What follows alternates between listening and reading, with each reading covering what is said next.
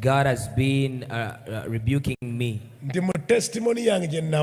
in my testimony that I gave, I left out the most important issues because I was fearing persecution. That is the beginning. My second testimony will shake the world. Wait. Governments will fall. People will break free from generations of control. The Babylonian system will fall. I'm telling you today. I was in the system. So I'm going to give the details.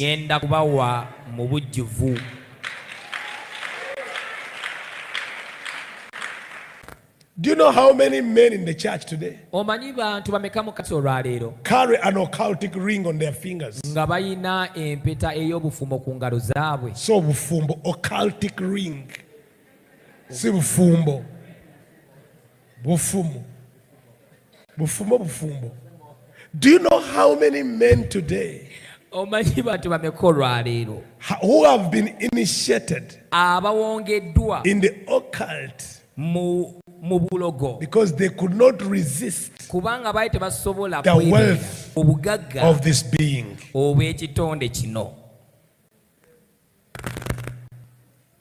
As they were seeking God, as they were trying to pray, this entity saw their zeal and came to them with a deal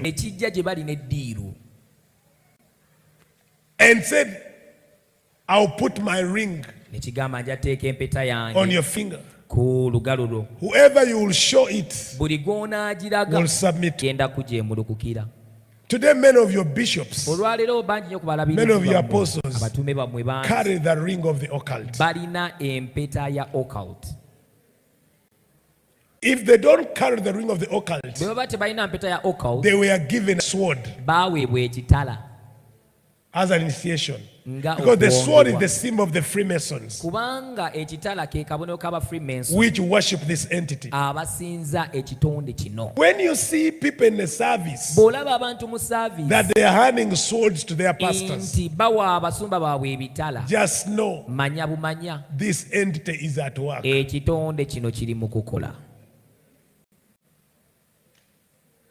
When you see strange rings, strange rings.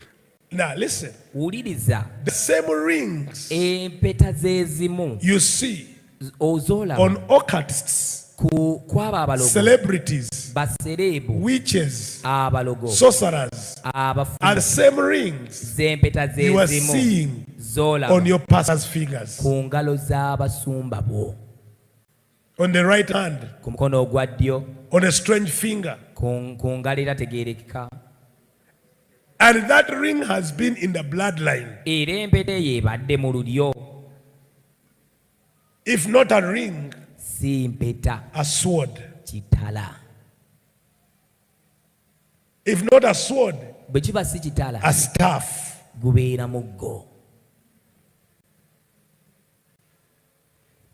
Abasumba banji, so many pastors baina strange, baina omugo gw'otamanyi guava. Have a strange staff. As they are walking, they swing it. They are not lame, they are not sick, but they have a staff.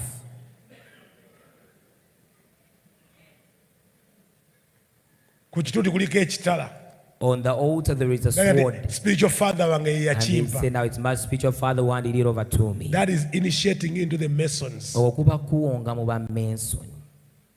And some of you are seated here. You were initiated in such rings. But it comes from the bloodline.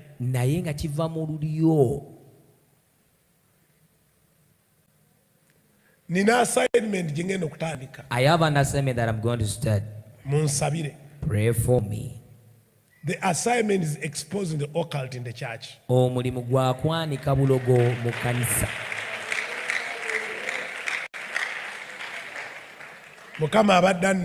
God has been rebuking me. That in my testimony that I gave, I left out the most important issues because I was fearing persecution. That you left out the most important things. And told me, now I see that you're ready. Bring out my people to know the truth.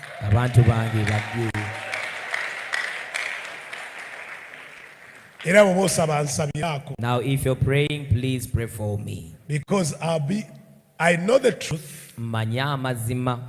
So I'll be guilty if I don't warn the people.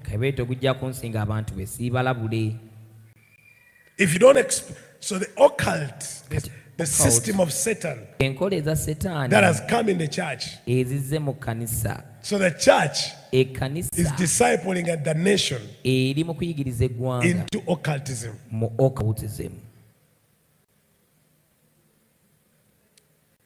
Leaders in the church are members of the Freemason Lodge in the city.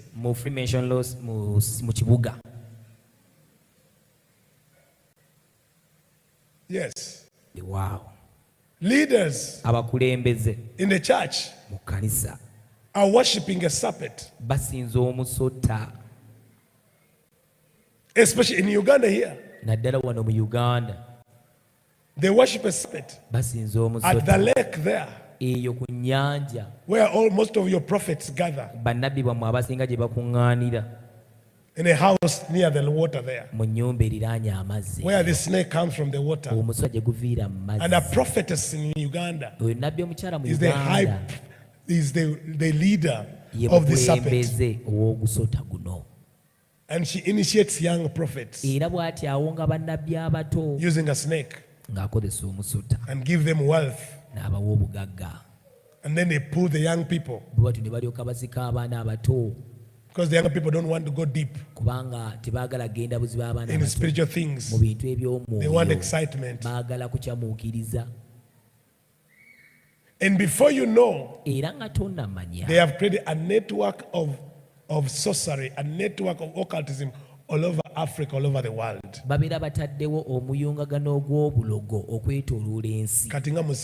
Now you're too quiet.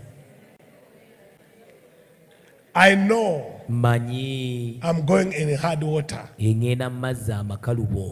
know I'm going in a hard place. But if I don't do it, I know the truth. I have the weapon. I know how to fight. So if I don't do it, I'll be as guilty as them. If I don't expose and keep quiet, the blood of men will be on my head.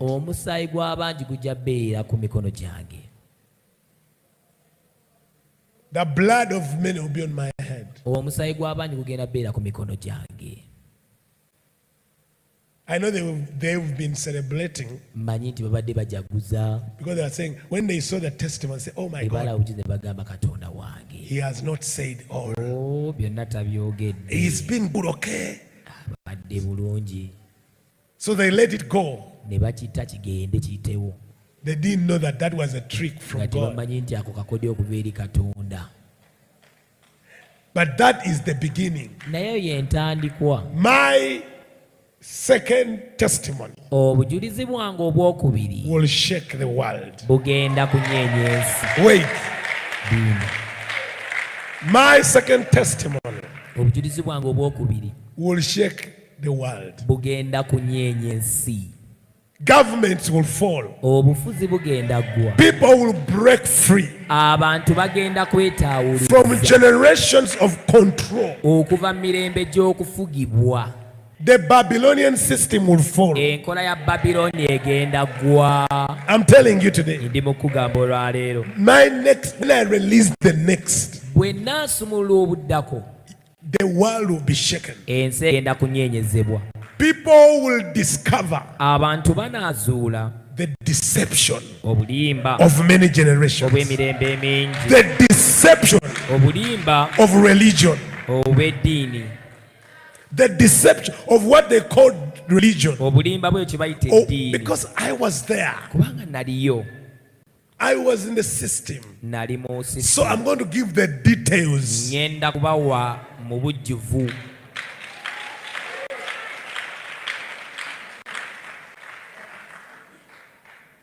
When people come to know that where they were going, think they're worshiping God, it's the same place where babies are sacrificed, where babies are given as a sacrifice in the cup of communion which they drink.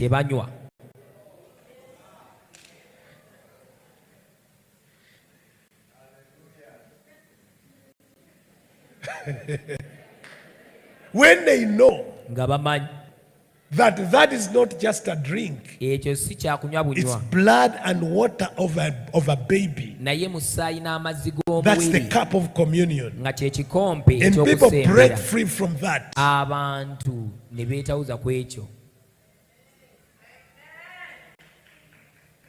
Hey, you're so quiet.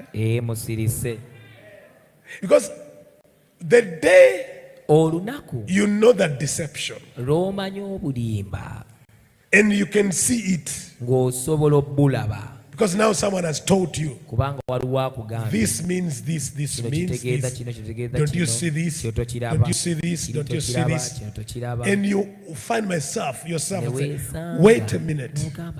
For all the years I have been a Satanist, and I thought he was a man of God. I have been under the system of wickedness, and I did not know. And then you will rise and say enough is enough. And then people will break free from generations of deception, from the spirit of lawlessness. People will break free from the rulership of a serpent. Even the serpent in the place you call church.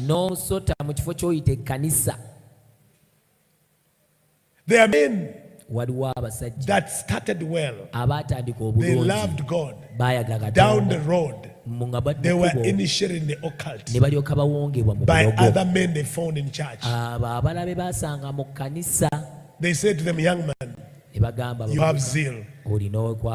You have zeal. But we can help promote your ministry. We can just give you a ring, or give you a sword, or give you a gown, or give you a cape, or give you or tell you that you have to dress like this. Every time you go to preach, you have to put on the same color.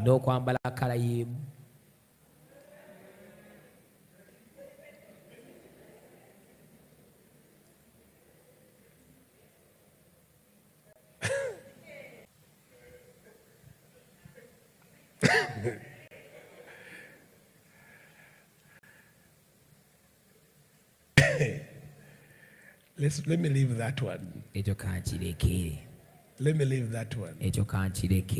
I'll tell you about dresses. Why that man has dressed like that, and every time he stands before people, thousands are deceived. Where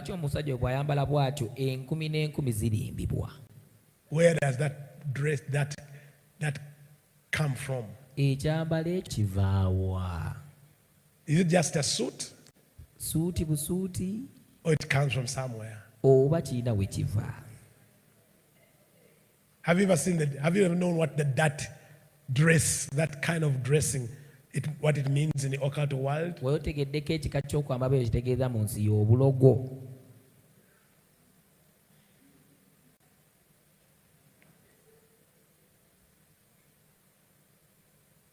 Because many of you, you do not understand symbolism. temutegeera bintu bya bubonero. And the kingdom of darkness works with symbols, ate obwakabaka bw'ekizikiza which are easily seen, obulabwa amangu, including some of the dresses you are putting nga on. mwotwalidde n'ebiteeteeyi bye mwambadde Carries occultic symbols, nga birina obubonero obw'obulogo, marks, obubonero.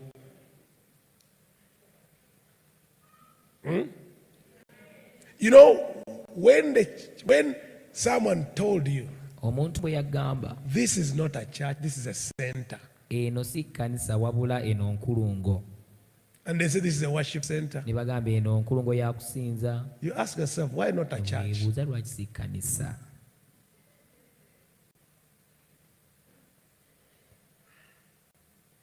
Worship who? Kusinza ani? Worship center. Why is it not okusinza lwaki a church? si kkanisa?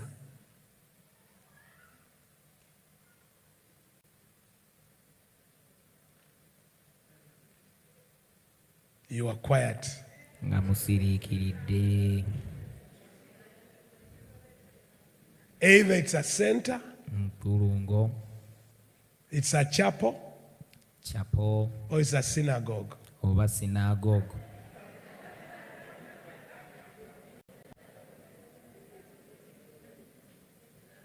They avoid the word church. Ekigambo kkanisa bakyebalama.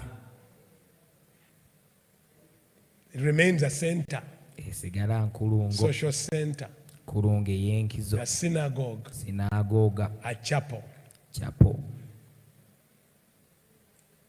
but not a church. naye nga si kkanisa. Because Yeshua said, I'll build my church. Kubanga Yesu agamba nzimba ekkanisa yange. Why am I going there? Yeyo lwaki ŋŋendayo? Let me come back to what I'm dealing with tonight. Kankomyewo ku kyenkolako ekiro kyali. In every generation, mu buli mulembe, God raises Katonda ayimusa a warrior. omulwanyi. And I believe I'm a warrior. Era nzikiriza ndi mulwanyi. I will stand. Ngenda kuyimirira. I will stand and do what I can do ngenda kuyimirira nkole kye nsobola in okukola my generation mu mulembe gwange, to save my generation okulokola omulembe gwange okuva mu occult, from the working of Satan, okuva mu kukola kwa from Setaani, Satanism, okuva mu Satanism, from satanic authority. okuva mu buyinza obwa Setaani. And my generation Era omulembe will gwange worship the one true God, gunaasinza Katonda omu ow'amazima. Yahweh. Yahweh Will worship the one true God, gunaasinza Katonda omu ow'amazima. Yeshua. Yesu.